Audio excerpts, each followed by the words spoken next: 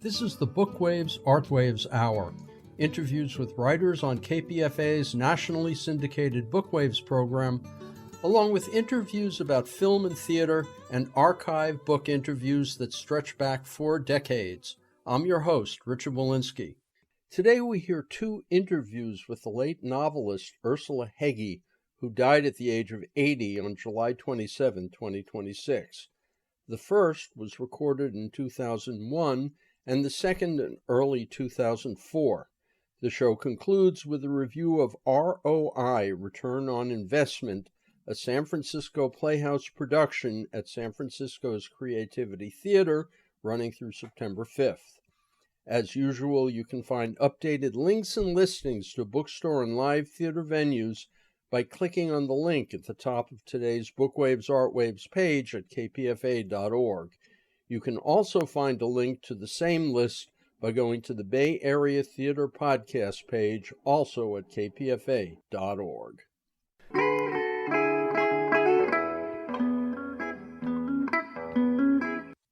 Ursula Hegi, who died on July 27, 2026, at the age of 80, was a German-born novelist and short story writer whose work focused on life in Germany before, during, and after World War II, along with German and German-American identity and the nature of moral complicity.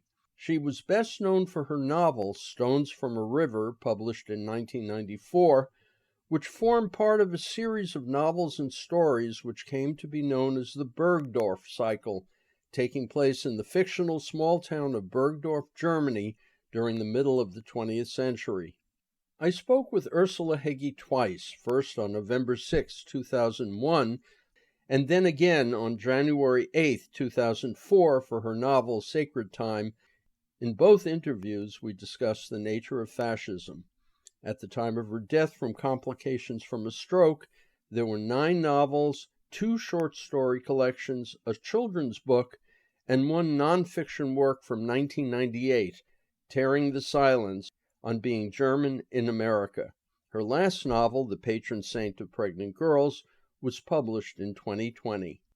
This interview with Ursula Hegi was recorded on November 6, 2001, less than 2 months after the events of 9/11, while she was on tour for her collection, Hotel of the Saints.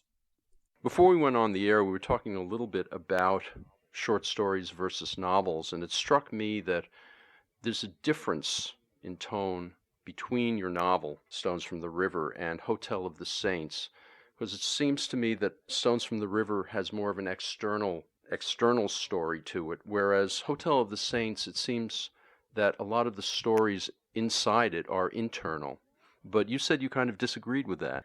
Ideally for me, the stories or novels happen within both an interior and exterior landscape. Some of the stories in Hotel of the Saints are very internal. What happens, what changes is within the character. But then there are also others where the outer world of the character really influences what happens inside the character.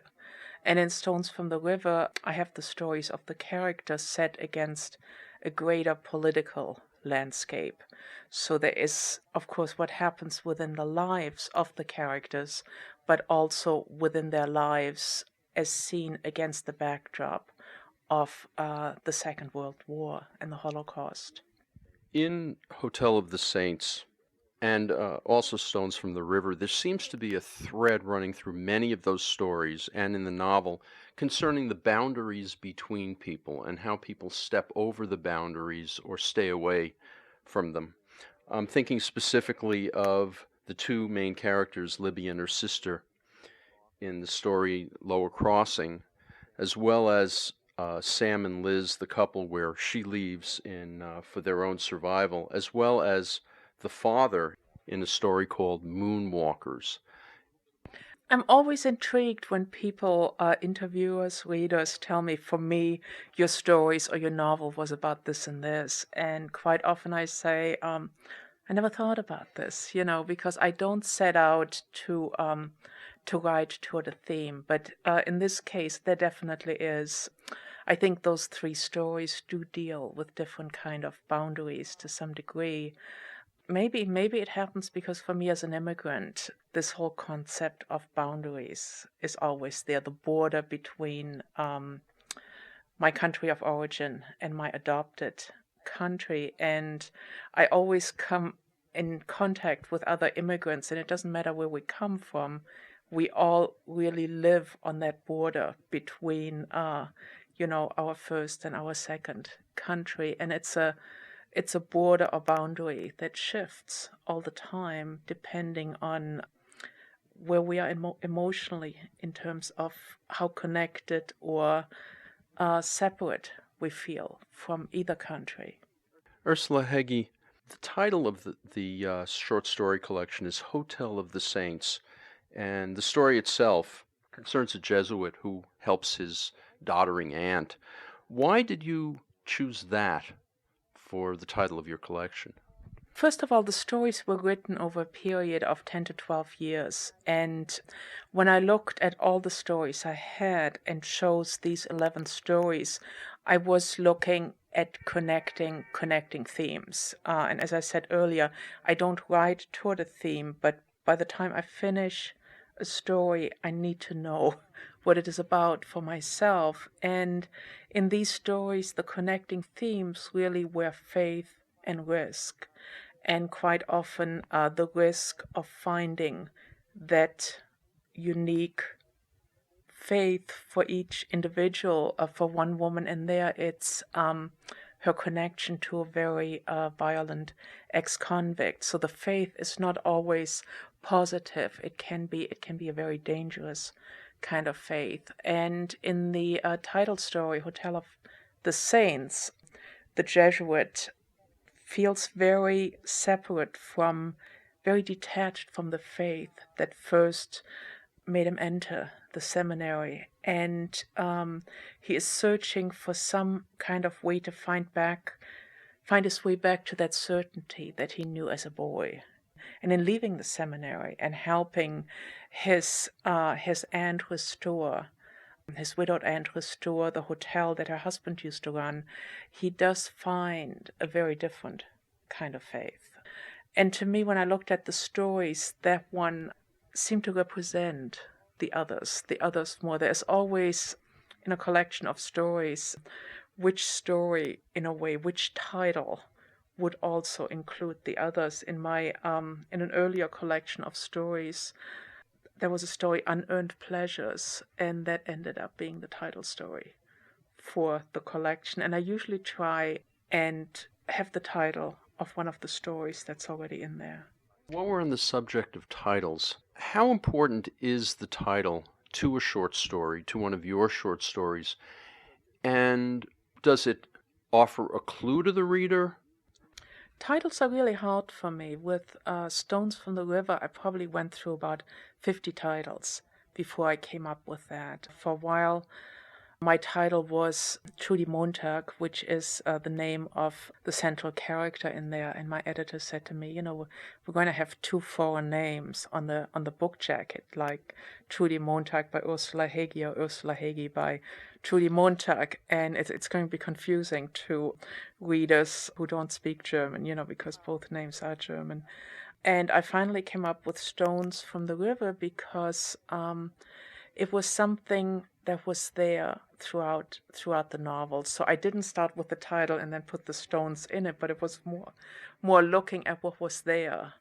One thing that happened in the novel is that initially, when I described the buildings in that town, I had written that the foundations were built with cinder blocks. And my husband Gordon is usually my first reader, and his background is in architecture and art. And he read that passage and he said, I really don't think they would have built the foundations out of cinder block. I think they would have used stones that came from the river. So I changed the foundations. And the river, of course, is a very, very essential part of the life force of that little town. And there are a lot of descriptions of the river and the stones there. And when I looked at the novel afterwards, it was Stones from the River.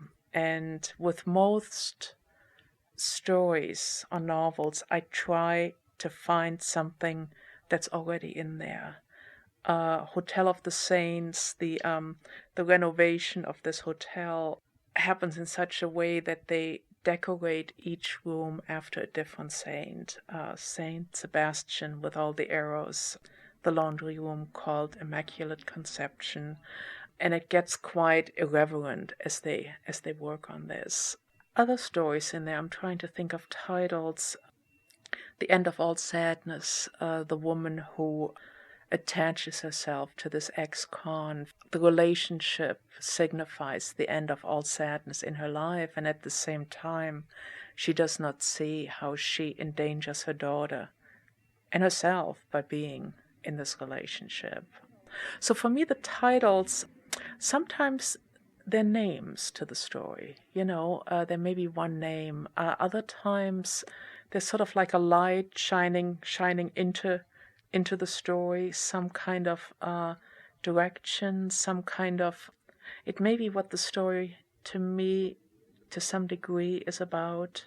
Like The End of All Sadness, I would say it's a title like that. There's another story in there called Doves that's more of a name kind of, there's something about doves. But it's not the same kind of title as The End of All Sadness.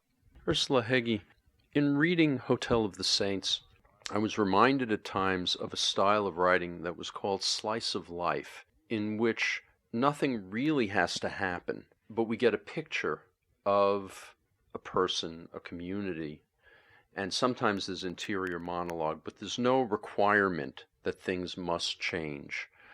Are you familiar with that kind of style? Yeah, and I don't much like it. So I guess I don't agree with you on that one. A slice of life to me is static. Nothing really changes. And I think what needs to happen in a story is that something does change. And for me, the changes that I'm most interested in really are the most subtle ones. When, for example, a family that's been struggling, fighting against each other, comes up against one moment of a boy swimming with his uncle, where the feud stops and where the possibility of a more peaceful connection is glimpsed. I don't much believe in the very highly action-oriented endings, but more the, as I said earlier, that moment of insight, or the moment of very subtle change that has impact on the characters. To me, slice of life is more showing a situation, but there's something static about it. What I'm after in my writing is complexity. For example, even a character who is just there for a very short time as a walk-on, I call the characters, I still want that character's complexity. And I want to explore the character as fully as I can within that complexity, and also within the situation and relationship to other characters. Stones from the River, the primary character is a dwarf. And of course, I was reminded of the primary character of Günter Grass's The Tin Drum, and later on, A Prayer for Owen Meany by John Irving. When you were creating the character, did you have Günter Grass in mind at all, or did that come in just haphazardly in terms of how I, as a reader, would perceive it? Well, I read The Tin Drum when I was a teenager, and it's actually one of the books I brought with me from Germany, and it was a book I liked. And when I started writing Stones from the River, I had that thought, Jesus, the critics are going to say another book about another dwarf in wartime Germany. And it stopped me for about 5 minutes because the character is very different. And so, yes, I was aware of it. No, I didn't let it stop me. What do you think is the purpose then of having the character as a dwarf? Because she's different and has to deal with that? Oh, I don't write characters for a purpose. I explore characters, I follow them around. Trudy Montag was a character I had established in an earlier book called Floating in My Mother's Palm. In that book, she was seen through the perspective of a 12-year-old girl who would see her walking through town and was very curious about her. And when I finished writing Floating in My Mother's Palm, I thought I was done writing about Germany.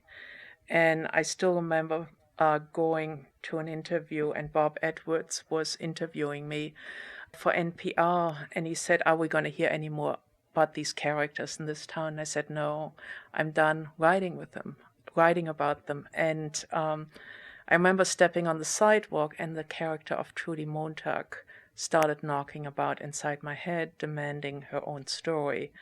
And as always, when I have an idea, I went home, I wrote down a few notes, and I didn't stop writing for 2 years and 3 months. I also realized that Trudy's angle of vision as a dwarf was the ideal way for me to tell the story of that time period. But I always start from within the character. I don't create a character for purpose.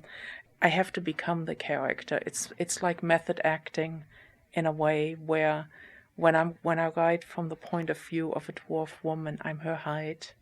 I feel her feelings. I feel her bliss, her rage. I'm changed because I have inhabited her body, her mind, her soul. You're listening to an interview with the late Ursula Hegi, who died at the age of 80 on July 27, 2026. It was recorded November 6, 2001, while she was on tour for her short story collection, Hotel of the Saints. I'm Richard Wolinsky on the Bookwaves, Artwaves Hour. When you're writing, then, the character takes over, and to some degree you can know in a general sense what the future of the book is, but you can't know the specifics because you don't know until you get there what will happen. Is that correct? It's correct, and I don't even know the future of the book. I mean, if I already knew what was going to happen, I would have zero drive to write it. So there needs to be a lot of tension between me and the material.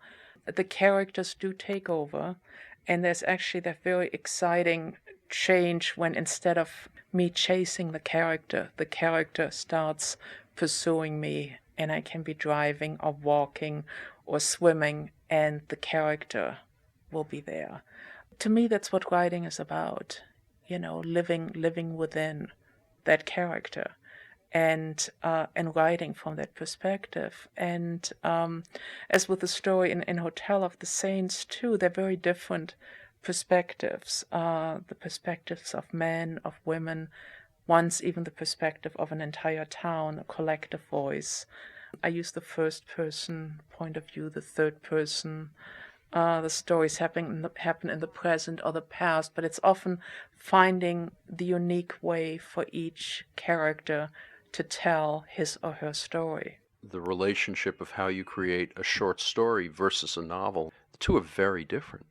I think what I end up with is very different, but the actual process is very, very close. In both instances, it's the immersion into a character and exploring the story that develops from that character and his interaction with other characters.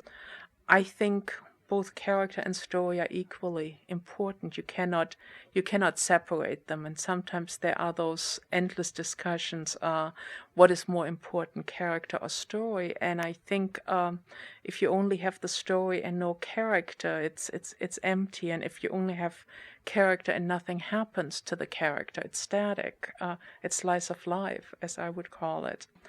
And I think for a full story, you really need the development of the character and exploring that particular story that character is in at the moment the story is told. When you start with the first draft, you have the blank page. There's nothing. And once I have something, part of a first draft, it's like holding a lump of clay, and I can add to it or I can take away from it, but I can't touch it. So with the novel too, I write whatever I can get at, but I also, and I think this is significant, I do between 50 and 100 revisions. So I always keep going through the whole material again and again. But let's say I have an insight about a character in chapter 7. It's going to influence everything that I know about the character already, and I need to go back and then establish that within the character, and that in turn will affect other passages. So I'm always going through it, and each time seeing deeper into the character. It's the way, I write. It's like if you first reach into a really muddy brook and you can't see what's at the bottom, and you just touch and your hand closes around something and you know there's something there, but you have no idea what it is. The closer you bring it to the surface, the more of a sense you get what it is that you have. And as you lift it to the surface, you can see what it is. And for me, revision does that. In a first draft, I just know there is something there that I want to look at closer.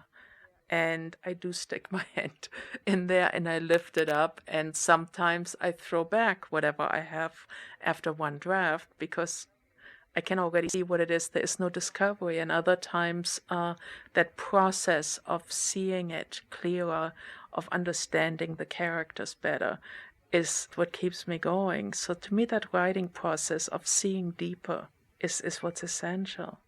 How do you know you're done? It's a gut feeling. I know in my gut when I'm done, and I know in my gut when I'm not done. I mean, some things are obvious when I don't know the characters clearly enough yet, or when the language isn't close to poetry yet. I mean, I write fiction as if I were writing poetry, that there cannot be one superfluous word. I work a lot with metaphor, so some revisions are entirely for language, especially as I get closer to the end of a book. And I know in a second or third or 20th draft, I know I'm not done. I'm working on a novel now, and I only have about 20 or 25 drafts, and I know I'm not done. There are too many things I still need to explore. When I know what a story is about, and when I feel I've taken it as far as I can, I'm done. But that doesn't mean that 10 years later I might not look back at it and say, okay, with what I know now about this story, I could have done. Ursula Hegi, when you were finished with Stones from the River, you went back and wrote Vision of Emma Blau. So something wasn't complete when you finished Stones from the River. Well, Stones from the River is complete in itself, just as Floating in My Mother's Palm is, and Emma Blau. The books are connected in that characters from one book, for example, from Floating in My Mother's Palm, the girl Hannah and especially Trudy Montag are developed in Stones from the River. I knew when I was writing Stones from the River that I would write The Vision of Emma Blau. That book took me 9 years. Stones from the River took me a little over 2 years. And actually, while I was writing Stones from the River, I was also taking notes on The Vision of Emma Blau. And I always do that. I mean, I'm working on a novel now, and I have notes on the next novel. I have notes on a lot of short stories that I'm working on. And it works really well for me to go back and forth between things. But each book does stand on its own and is whole in itself, even if no one ever reads one of the others. It's just that with those, as some writers have done before me, there is a landscape that's explored again and again for different characters. Faulkner. Yes. Ursula Hegi, did you always know you would be a writer?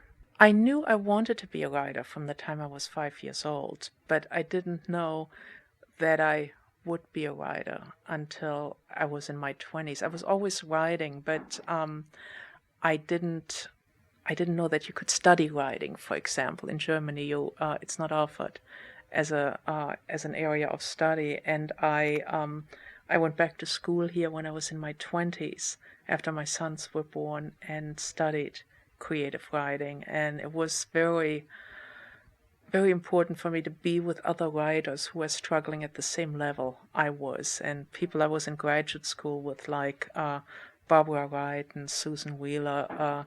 We still, for a long time looked at each other's work.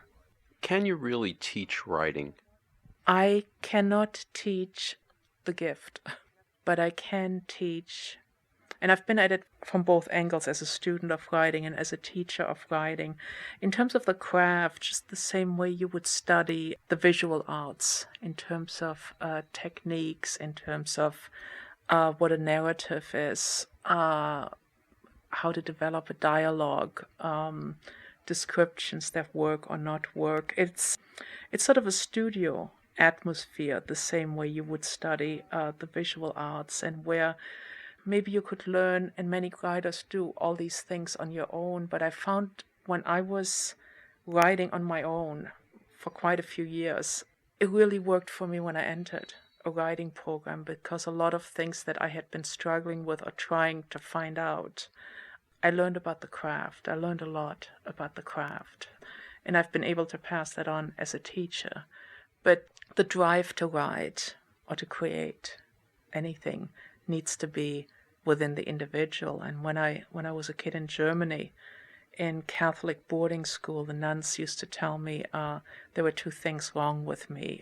One was that I was too stubborn, and the other one was that I had too much imagination. And those are the two things that, make me return to my desk every day and spend many hours every day living with people I make up inside my head and finding out their stories.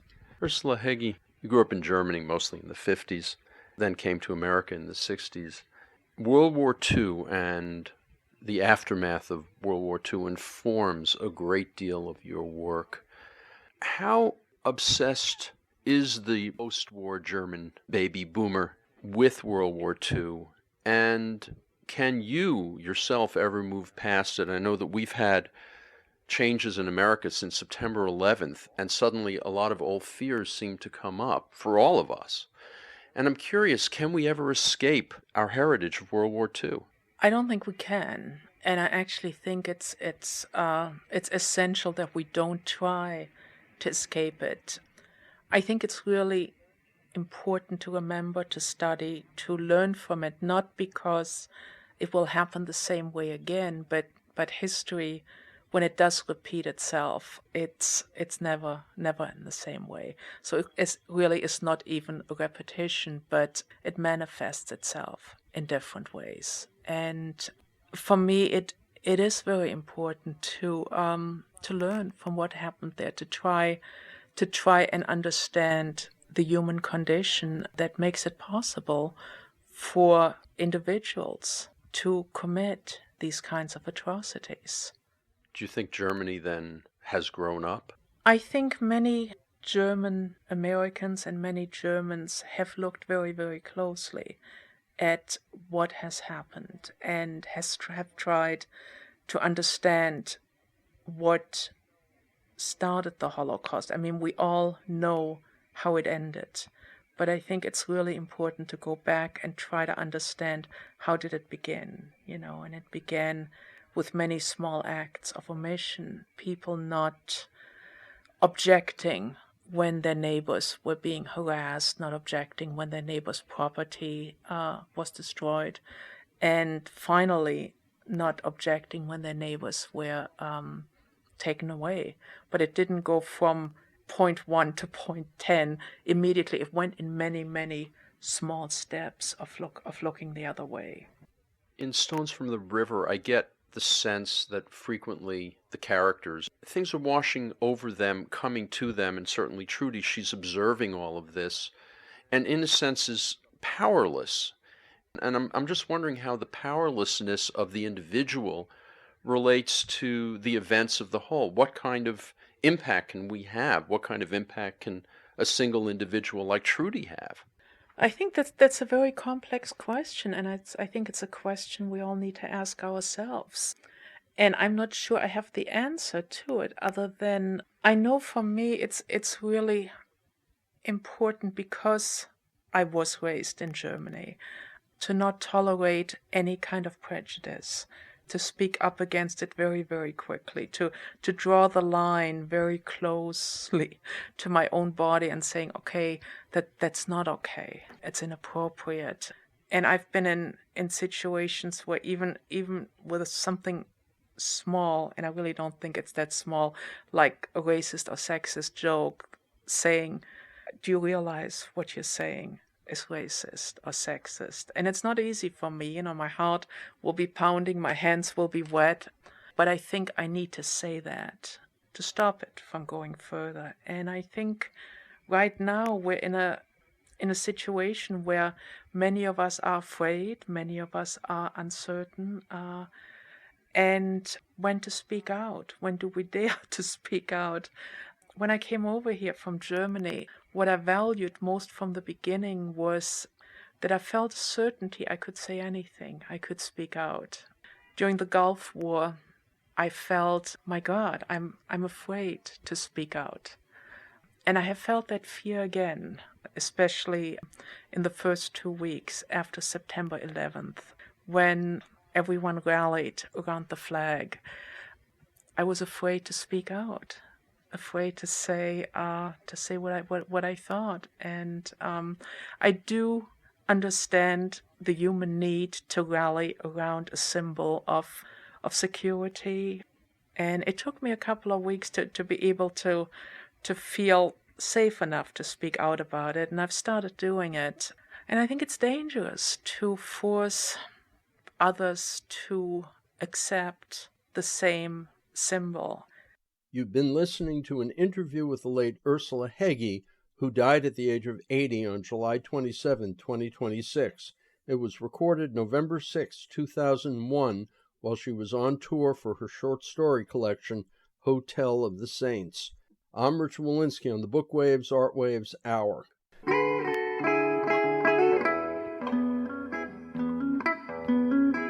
Coming up now, my second interview with Ursula Hegi, recorded January 8, 2004, while she was on tour for her novel, Sacred Time. Ursula Hegi, when you were here in the Bay Area, and I interviewed you last time, it was November 2001. Things were very, very different in America. You had a lot of fears, and we'll go into some of that in politics a little bit later. But I noticed something in Sacred Time, which is that it's about a single transformative incident in a family. Is there any relationship to 9/11, or had you actually started the book prior to the events of 9/11? I started the book prior to the events of 9/11, and actually the first chapter was a short story initially that I worked on for about 3 years. And when I realized, I always do this, I always have several short stories that I take to a certain point and then leave them alone for a while. And once I realized how that short story called Elsewhere was going to end, I realized it was not the ending of a story, but it was the ending of a first chapter and the way into an entire book. So there was no relationship, or did that relationship come about in the writing of the book? The book ends in 2002, after 9/11. It spans about 50 years, and the incident you refer to, the tragic incident when a child dies and Anthony at age 7 is implicated in the death of that child, happens in 1953. And then in 2002, we see Anthony as a father with his own son, taking that son to ground zero, mourning there and dealing with his own fears. The book is about a transformative event, this death of a child, and how it relates to an entire family. Was that something that grew out of your realization that this was not a short story, but a novel, in fact, or did you realize when it was over what you'd done, which just showed how the transformation and how the entire family and their interrelationship had changed and how one event can do that? It happened very gradually. So the mystery of it is very much part of what draws me in there. When I write, the impact of something is very important for me. A lot of the cuts I make while I'm writing are scenes where I feel, well, something happens, but the impact isn't there, and that's material that goes. The material I stay with is where I can feel the impact in the lives of the characters. when Bianca dies, she's 8, she is a twin. Her twin sister Belinda becomes one of the voices later in the book telling the story. But when she dies, everyone in the Amadeo family is affected by it in different ways. And it creates, actually, if you want to look at a theme that keeps appearing in just about all of my work, it's the impact of silence and what happens when something violent becomes a secret, because I really believe that secret grows, whether it's on a personal level within the family, as in Sacred Time, or in Stones from the River, for example, on a political level, the silence, the not looking at what really happened, not wanting to look, being afraid to look, any numbers of reasons. But the secret grows and becomes larger. Ursula Hegi, you talk about the process of rewriting and cutting and digging things out. What happens in that process? For instance, the first draft of Stones from the River, or the first draft of Sacred Time, did the story proceed the same way as in the ending, and it's only from beginning to end, and it's only the middle scenes that change?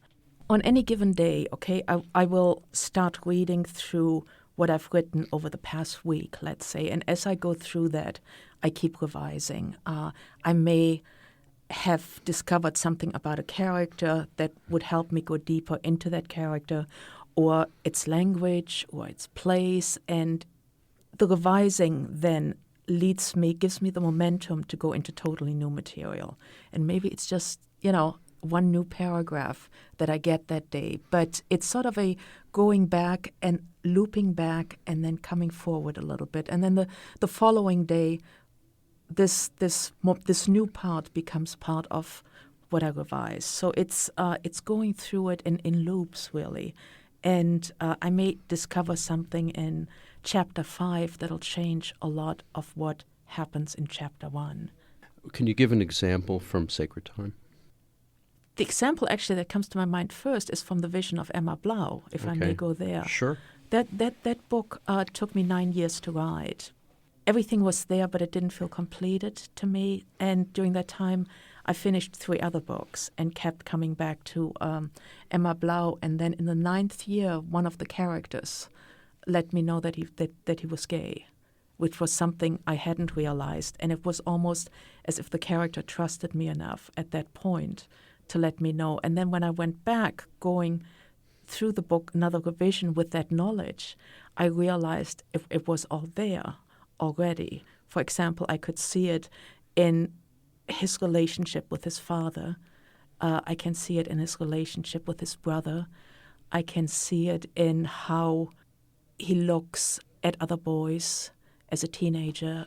It's there, it's just I didn't know it. And it was very exciting for me to find that out about him, and that's when the book came together. That's when the book was completed.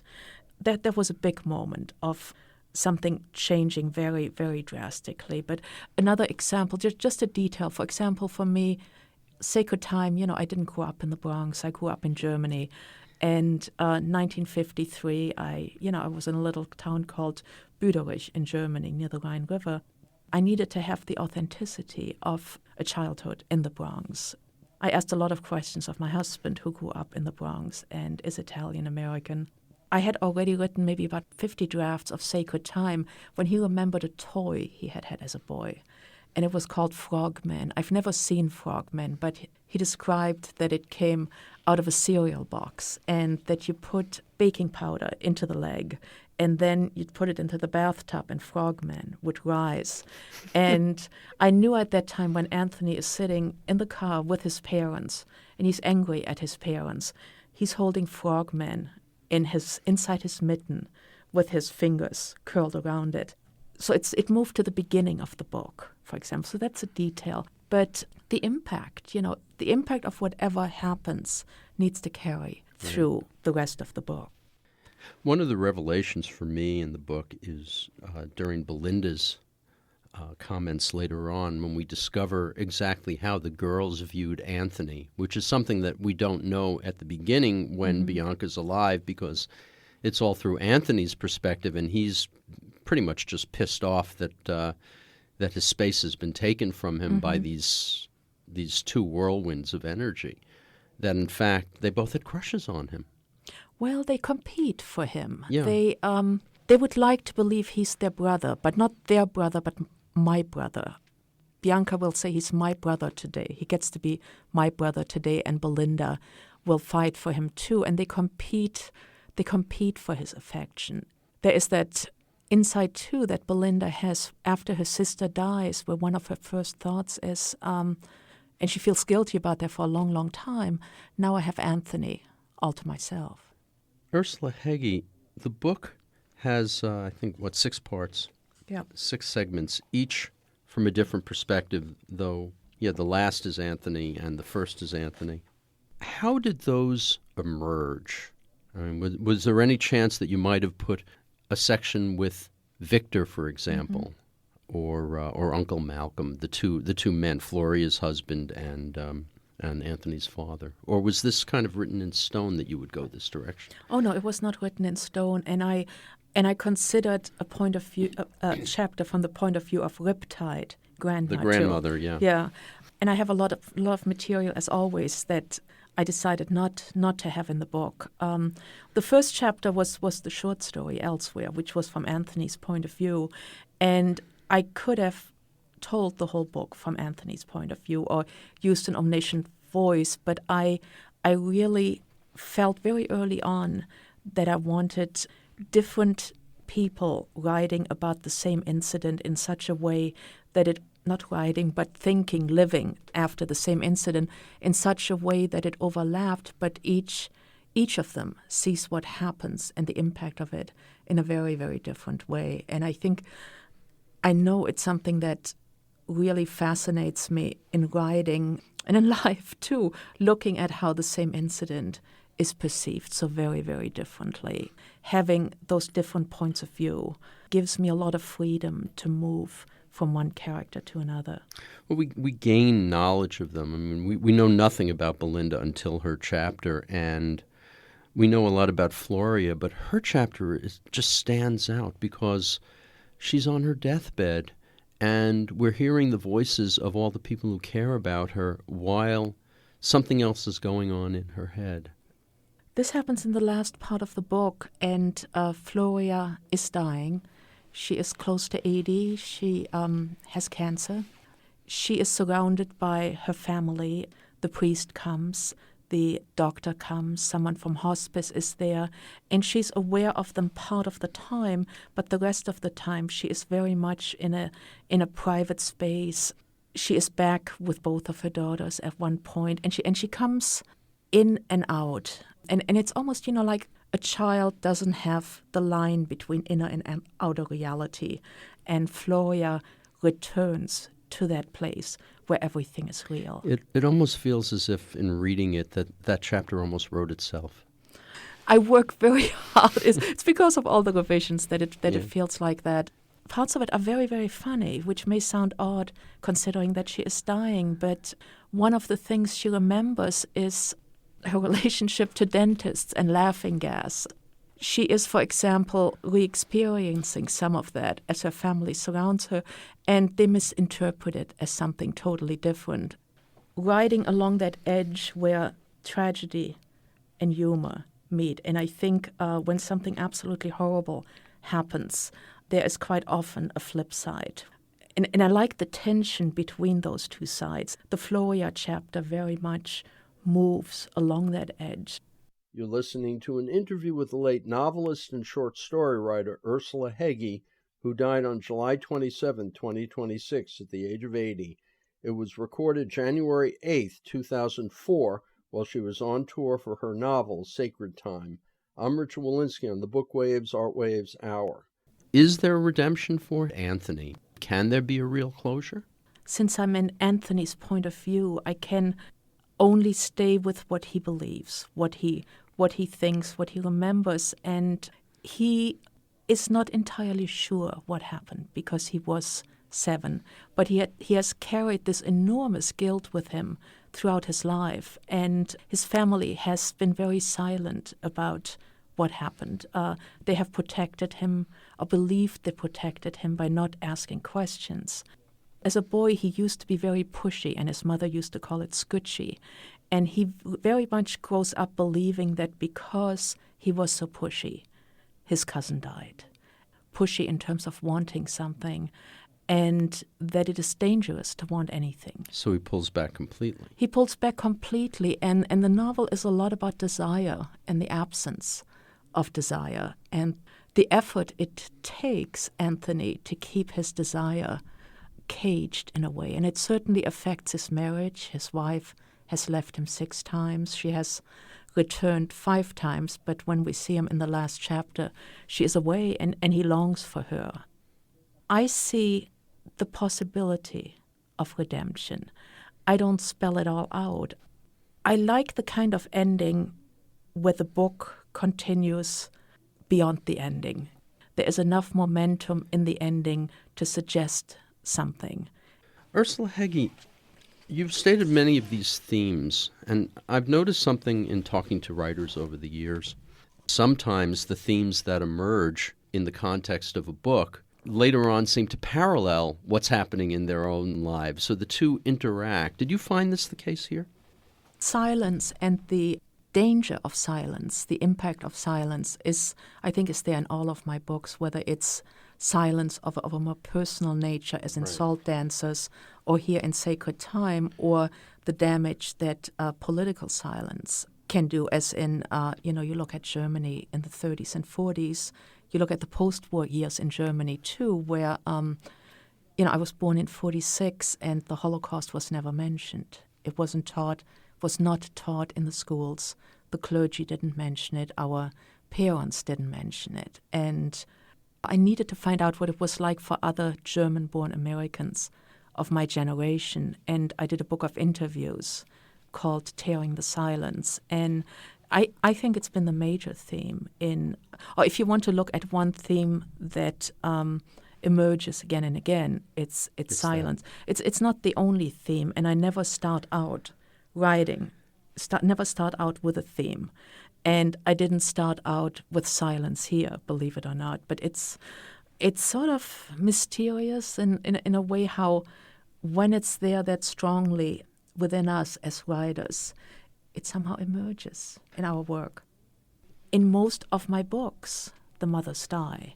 And it took me several books to realize that. Actually, someone else pointed it out to me. And I said, oh my God, I didn't realize that. And it certainly was something that formed me in many ways as a young girl. And it's something that comes out again and again.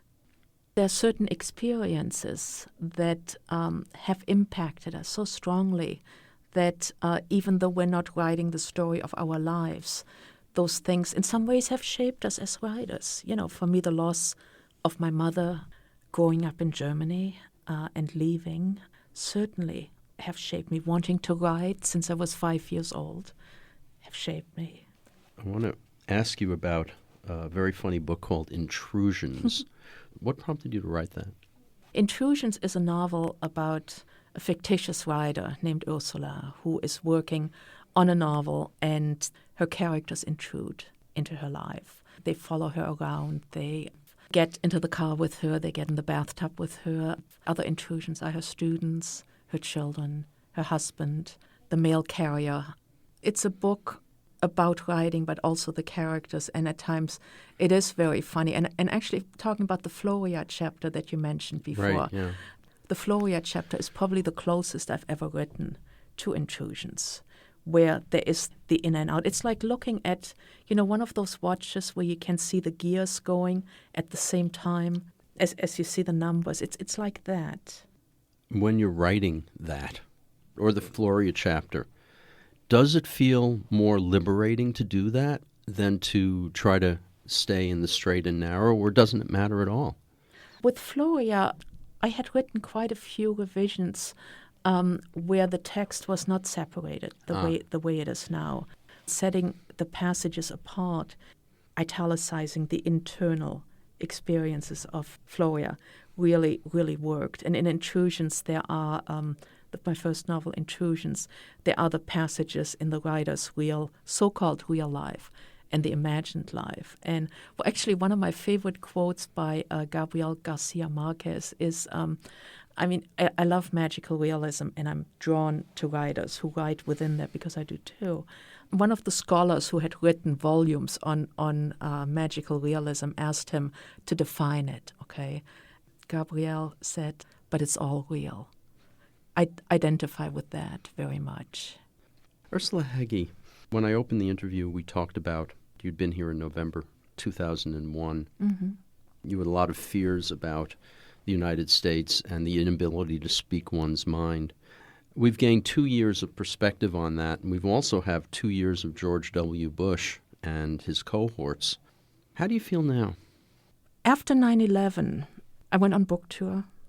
I didn't want to go. I was terrified of flying because of all the code, orange, red, purple, chartreuse, whatever, and it scared me. And I still remember you came to my hotel room across the bridge because it was one more thing. I was wondering, can I really do this, okay? Can I really come across the bridge? And you're this courageous man who actually crossed the bridge when they had, code pink or whatever. Looking back at that time now, I've thought a lot about this. I felt terrified, much more terrified of speaking out after 9/11. What happened in New York, September 11th, 2001, was horrendous, was a tragedy, was absolutely horrible. What happened with 9/11 afterwards was every bit as horrible, because I feel the current administration used the fear to manipulate all of us. And, I came to this country in 65, and what I loved most about being here was freedom of speech. It felt like given. It felt like, for me, that and the all the different cultures coming together in this country, those were the two things I really loved.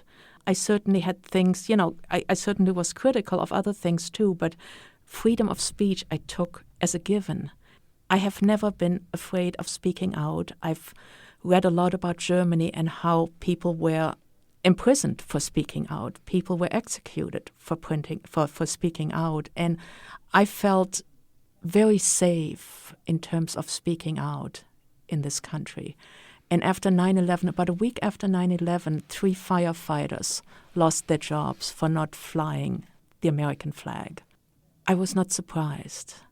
I would see people being very, very careful with what they said, and any kind of dissent was interpreted as being unpatriotic.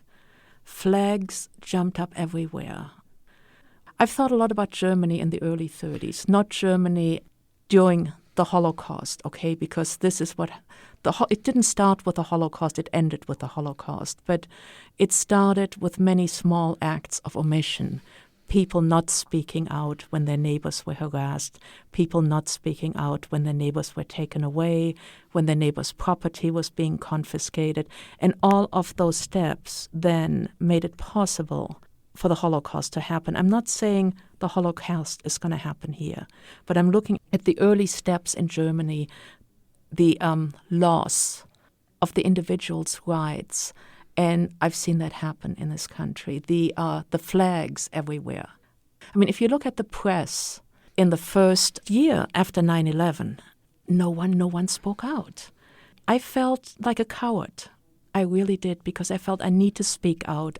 I should write an editorial or something. And I was scared. I didn't.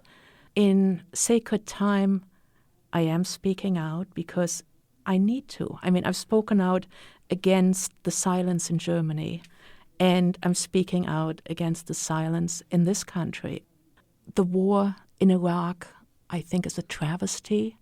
And I cannot believe that the country I came to in 65 has changed that much.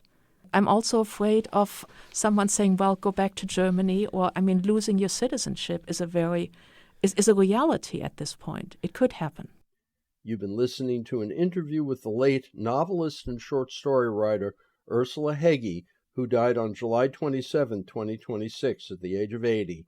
It was recorded January 8, 2004, while she was on tour for her novel, Sacred Time. I'm Richard Wolinsky on the Bookwaves, Artwaves Hour. Coming up now, the weekly Bookwaves, Artwaves Theater Review.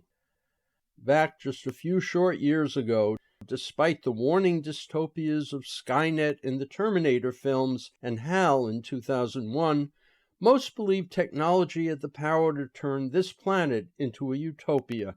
The tech titans seem so idealistic. Elon Musk and his electric cars, Jeff Bezos and the Washington Post, the optimism of Steve Jobs. But times have changed. How does the horror of monopoly capitalism engage with the sunniness of a brighter tomorrow? These are heavy questions which are subsumed inside the interpersonal power struggles that make up the bulk of the funny and profound world premiere play ROI, Return on Investment, by Aaron Loeb, directed by Jonathan Moscone, now a San Francisco Playhouse production at the Moscone Center's Creativity Theater through September 5th.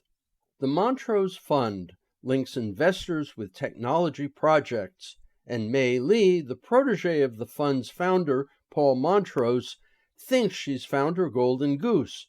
It's a young biotech genius named Willa McGovern who explains she's found the way to map individual genetic signs that point directly to cancer and Alzheimer's, and to then engineer genetic changes to cure both maladies.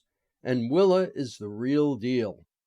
Over the course of the play, we follow the three over a period of months and years as they weave their own scenarios and objectives, sometimes in tandem, but often putting their own individual priorities first, which creates the kind of conflict that makes for thrilling theater. Anthony Fusco has a field day as the gadget and toy-happy Paul. Sharon Shao gives her all as the idealistic and snarky May, and Lauren English plays it both ways as the enigmatic Willa. The three-person chemistry sparks laughs and sometimes shocks as they play off each other. Also mention should be made of the excellent set design, lighting, and sound. Issues involving ethics, late-stage capitalism, the power of the Internet, the joy and horror of technology, its toys and surveillance mechanisms, all rise inside the show, usually yielding more questions than answers. There's always subtext behind the laughs. ROI turns sober in its last scenes, a common trait of comedies these days, and it's possible to argue with the resolution, but it's the best new comedy to emerge from the Bay Area since the pandemic and well worth seeing. ROI, Return on Investment, by Aaron Loeb, directed by Jonathan Moscone, a San Francisco Playhouse production, plays at the Creativity Theater through September 5th. For more information, you can go to sfplayhouse.org. Until next week, I'm Richard Wolinsky on the Bookwaves, Artwaves Hour.